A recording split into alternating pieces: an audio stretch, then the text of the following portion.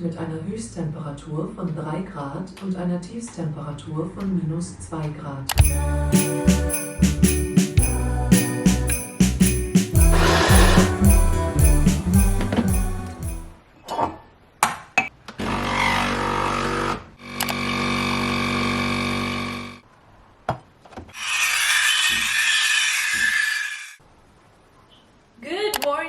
I'm still practicing how to use the coffee machine because usually when I woke up, Mark already prepared my coffee. Today, I want to do exercise, maybe for 30 minutes, HIIT or maybe in the gym. Pero parang wala akong ganang lumabas kasi ang lamig.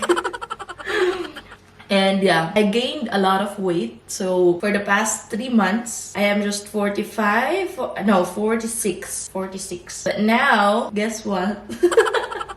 I'm already 49. We need to lose weight again. I don't know, maybe because it's winter time. So eto guys, ito na yung mga winter spec ko. Tinatawag nila itong winter spec. Like, kaba sa winter.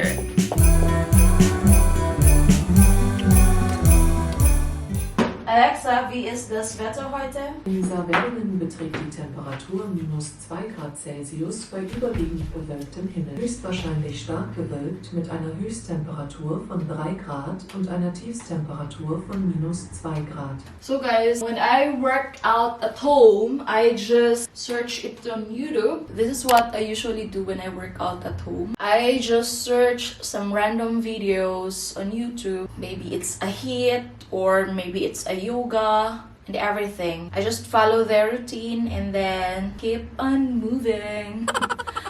So today we will do some HIIT exercise. Let me take a look kung sino yung ipa-follow natin. Maybe this MadFit.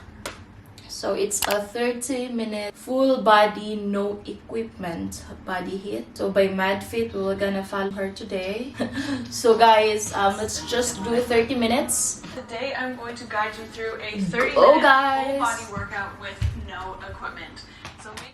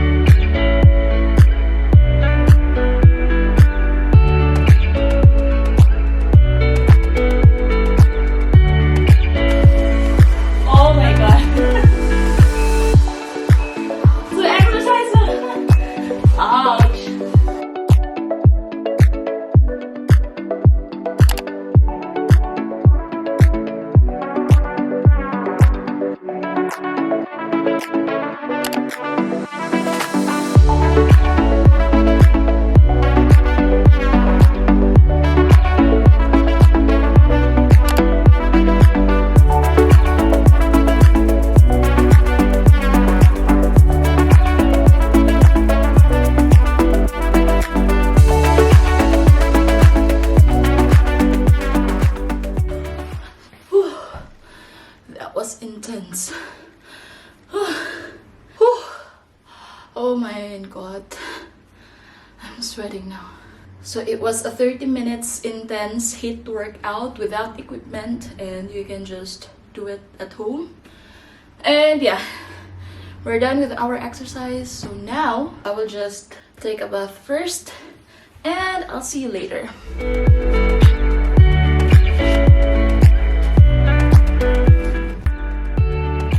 Alexa, music please.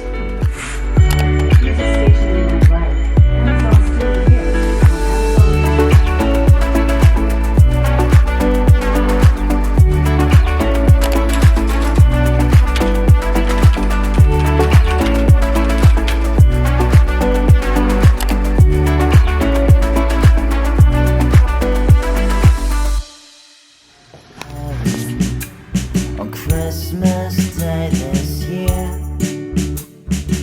Hi guys, so it's Christmas time and I'm very excited to unbox this Balsam Hill Christmas tree. So this year we decided to purchase an artificial Christmas tree because first, it's very practical, and second, we can use the same Christmas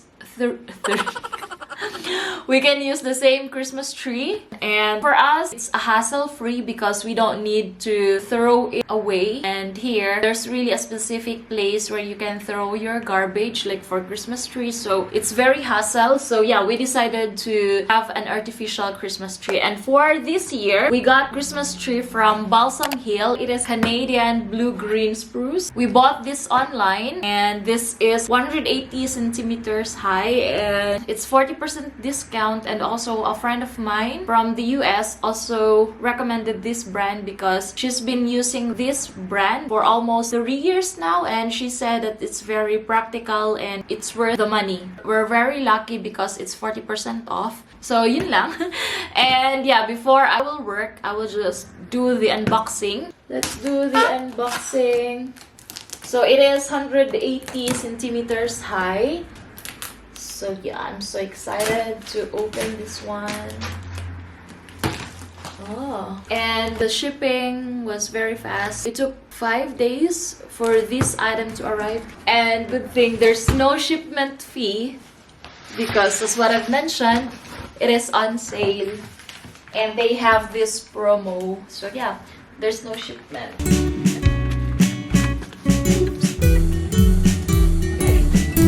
We will just need to unpack it carefully because we can still use this box to keep the item or to keep our Christmas tree. So when you open it, there's 4 gloves and this one too. Hindi ko alam kung anong tawag nito guys. Pero ito guys. Comment down kung alam nyo ano to. Actually, di ko pa alam kung para saan to, pero let's see. And also, there's an instruction. So, you will just read the instruction on how to assemble it. And yeah, choose a location to assemble your tree. For pre-lit trees, choose a location near a wall outlet. So, I guess the one that I purchased, I don't know if it's a pre-lit, but let's double check. On Christmas Day. I don't know if it's a pre-lit. Wow, it's really good. Mabigat siya and you can really notice that maganda yung quality niya. So we have this. Lagay muna natin siya dito.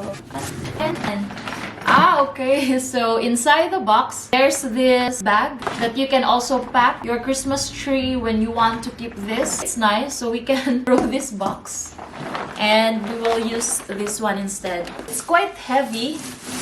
Again, we need to be careful. So, ayan. This is for the middle part. Lastly, we have the third one.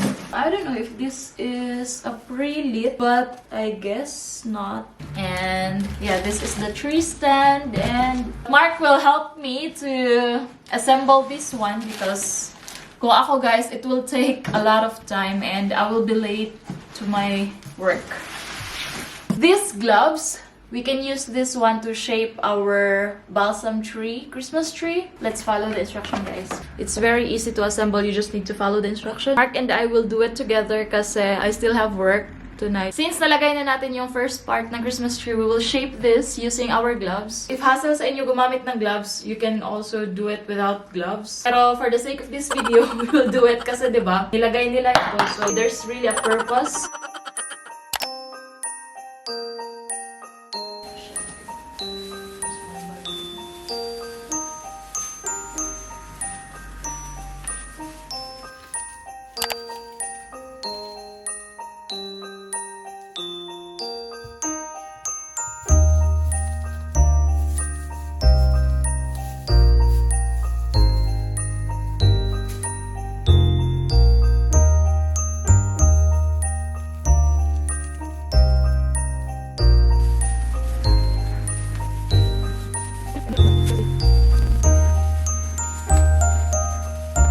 So guys, we are almost done and we will now put the third section, like the upper part of the Christmas tree, and it's very easy.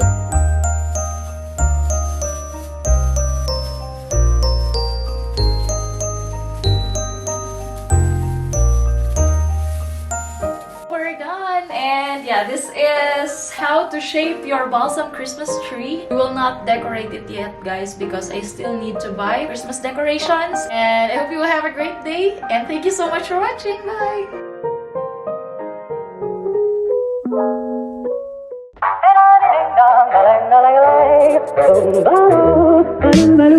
Oh, life ain't a ding dong. If I could take you up in boom boom boom.